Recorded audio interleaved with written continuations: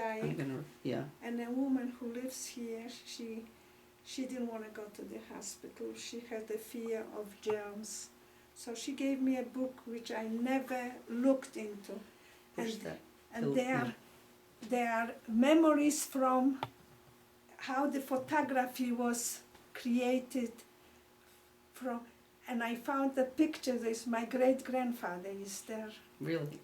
He was he was a chief rabbi of Warsaw and first representative to the Polish, like we have here, Sejm and House of Representatives. And I found his picture, I'll show you. Oh, good. Okay, so thank you for participating in our research study. And first I'll have you give me your full name. Helen Berntein. And what is your date of birth? December 10, 23. I was born on 8th day of Hanukkah. And what city did you come from? Lodz. And tell me about your family. How many brothers and sisters? We were 4 girls. I was the 3rd one. And I have wonderful parents. And we were all to private school from the 1st grade. We had everything. We had summer vacation, trips in the winter, a music lesson. I played violin when I was a kid, dancing lesson, and everything. I was a tomboy. And I had ice skating. I was ice skating. I taught my sister, the next day I taught my sister how to ice skate. So of your family, who survived? We all 4 survived in different camps. I survived with my younger sister. Okay, okay, go ahead. In Bergen-Belsen. Okay. And my 2 other sisters, they were, I don't remember, they were in a different camp. Did your parents survive? No. Okay. Was your family religious? Traditional? My father never was shaved, and my mother never wore a wig. My mother went to a private school, and she was reading books. She used to love to go to movies. She was like a modern woman. Okay. But tradition, yes, beautiful. Tell me where you were liberated from. I was liberated in Bergen-Belsen by the English.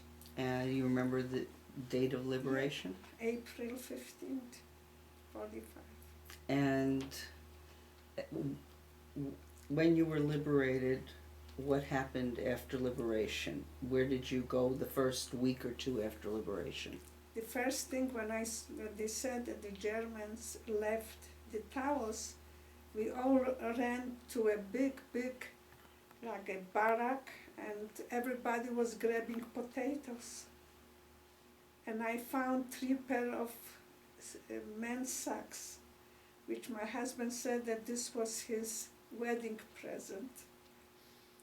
You weren't married at that time? I was. Oh, you were married? I married in the wartime, just before we were sent away to the camps.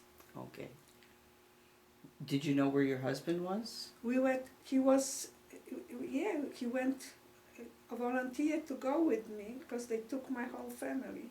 My mother was gone already. My father was still alive. And they sent us to Majdanek. The men were separate, and the women were separate. Then we came to Płaszów. In Płaszów, they put them in a barrack, and they didn't let them out because they said there is a disease. They had carried typhus. But somehow I got near that barrack, and I brought something to eat for my father and my husband. And then we went to Wieliczka, salt mines. We worked there. I could see him. And from there, they took us back to Płaszów. The women went to Auschwitz, and the men went to Mauthausen. And that's where they killed my father, in Mauthausen. They pushed him over a mountain, and the SS men kicked him down. and he got killed. And I want you to read the poem my sister wrote about it. Okay. And from there we went to, from Auschwitz they sent us, me and my younger sister, because my two other sisters were in a hospital.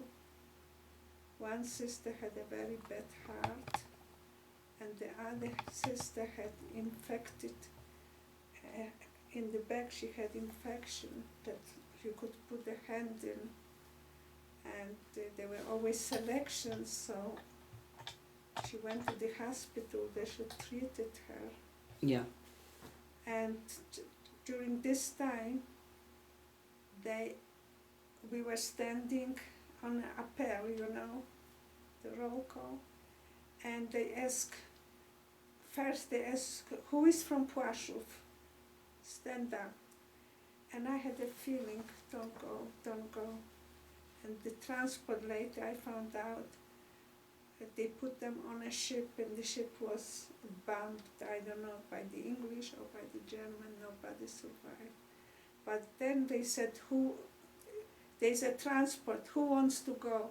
So I ran out with my younger sister, and we went to Milhausen in Germany, where we work in the munition factory in the Black Forest, and it was underground. It wasn't. And after this, one day we were all from Lodz, because we were two sisters and three other girls. They were from Radom. One was a mother with the daughter, and they were Hungarians, maybe 200 Hungarians. And I became friendly with one that helped me later, and we are friends till today. And the rest, they were girls from Lodz.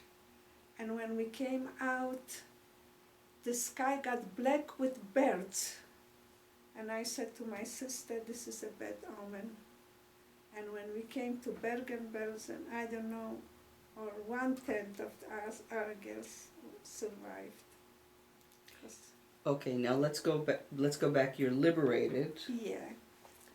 And you're picking up socks. I picked up sacks, and we hardly had any food because the English, they brought, hot powder milk to drink. The people were getting like diarrhea.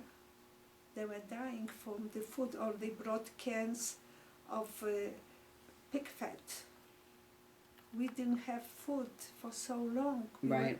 We were skeletons, and many people died from the food.